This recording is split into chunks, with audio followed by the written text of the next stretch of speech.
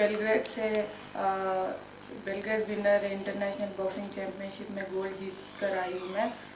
आज हैदराबाद में मैं कविता मैम से भी मिल के आई हूँ, मुबारकबाद दिया उन्होंने। तो बहुत खुशी हुई है कि हमारे तेलंगाना गवर्नमेंट स्पोर्ट्स पर्सन को इतना सपोर्ट कर रहे हैं, इनकरेज कर रहे हैं।